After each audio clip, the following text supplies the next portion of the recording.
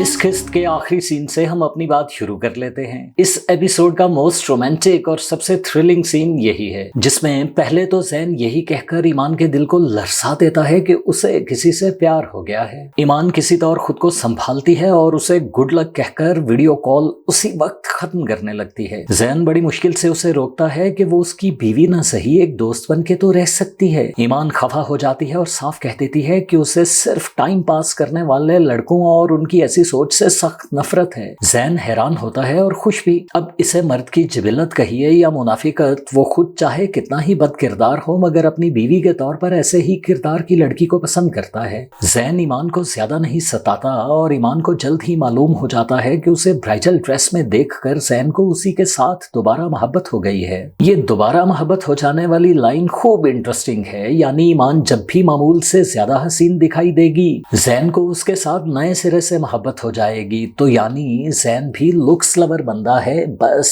ज़ैन की ये शरारत उसे महंगी पड़ सकती थी अगर ईमान लैपटॉप बंद करने में कामयाब हो जाती और फिर ज़ैन से कांटेक्ट ही कभी ना करती, मगर ज़ैन ने बरवक्त बिगड़ी बात बना ही ली। एनीवे, ज़ैन के साथ वीडियो कॉल में बिजी ईमान को इतना खुश देखकर उसके बाबा दुखी हो जाते हैं। दरअसल वो नहीं जानते कि उनकी लाडली बेटी की ये खुशी मुस्तकिल है या आरसी। ज़ैन की माँ उनको सुना गई है कि 90 लाख रुपए सलामी ना देने की सूरत में रिश्ता खटाई में भी पड़ सकता है और 90 लाख रुपए अरेंज करना आलम साहिब के लिए एक टफ टास्क है। शाइस्ता बेगम यानी ज़ैन की अम्मी की दिलचस्पी 90 लाख रुपए में नहीं बल्कि रिश्ता खत्म करवाने में है, जिसके लिए पहला वार उन्होंने कर दिया है। उन्होंने आलम साहिब को दोहरी टेंशन में मुब्तला कर दिया है। अव्वल रकम का बंदोबस्त करने की टेंशन, दोम ये बात ईमान से छुपाए रखने की टेंशन। ईमान को ये बात इसी एपिसोड में मालूम हो जाती अगर आलम साहिब वक्त पर आकर सवेरा को टोक ना देते। सवेरा बेचारी अपनी टेंशन में है, वो जमील के इसरार पर अपने बाप से पैसों का तकाजा करने अपने मेके आ तो गई, मगर शाइस्ता बेगम की डिमांड सुनकर उसे अपने बाप से कुछ भी कहने की हिम्मत ही नहीं हुई। जमील सवेरा की इस नालायकी पर बकता छकता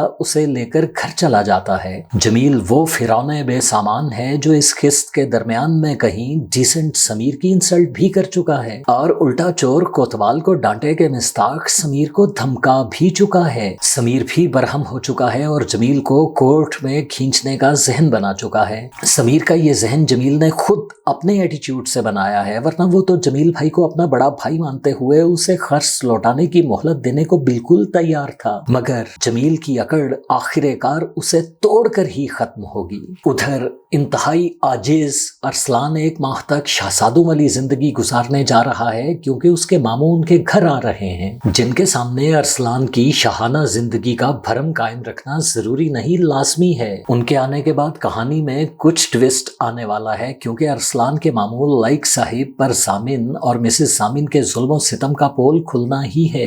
नुमान एजाज की एंट्री के बाद ड्रामा में बहुत कुछ बदलने वाला है। जाहिर है ये फौरन तो नहीं होगा मगर ये होगा जरूर, और फिर अरसलान की जिंदगी का दूसरा और अमीराना रंग शुरू होगा जब वो ज़ैन से कहीं रिच होकर ईमान के सामने आएगा और तब सही मानों में लव ट्रायंगल उभरने लगेगी। ईमान को ज़ैन की अम्मी की डिमांड की खबर भी मिल चुकी होगी, उसे बहुत तैश आ जाएगा। कहानी में उलझने फिर बहुत पैदा हो जाएंगी। अरसलान की शादी तो वैसे भी टल ही चुकी है, ईमान का रिश्ता भी 90 लाख रुपए की वजह से खतरे में पड़ जाएगा। ज़ैन कभी माँ पर भड़केगा और कभी भड़की हुई ईमान को मनाता नजर आएगा। ईमान गैर महसूस तौर पर अरसलान के करीब जाती दिखाई देगी। दिलचस्प खड़मस मच जाएगा। बस कुछ ही और किस्तों की बात है। और इस किस्त की एक खास बात वो सीन है जब बड़े प्यार से बात करती शाइस्ता बेगम ईमान के जरा दूर जाते ही अपना रूप यकसर बदलकर अपनी नंद से उसकी शिकायत करती हैं कि कैसी बदतहजीब लड़की है, जिसके जवाब में उनकी नंद ये कहकर उन्हें लाजवाब कर देती है कि बदतहजीब सही, मुनाफिक तो नहीं। इस शॉट की लिखाई में जितनी काट है स्क्रीन पर उतनी महसूस नहीं हुई, फिर भी ये सीन इंसान के मुनाफिकाना रवैयों पे रोशनी खूब डाल जाता है। ये एपिसोड समन की स्वीट नेचर को भी हाईलाइट कर जाती है। वो अरसलान को घर से दूर चले जाने का कहती है और उसे समझाती है कि वहाँ सब उसके दुश्मन हैं। अरसलान अपनी बहन की एक नहीं सुनता।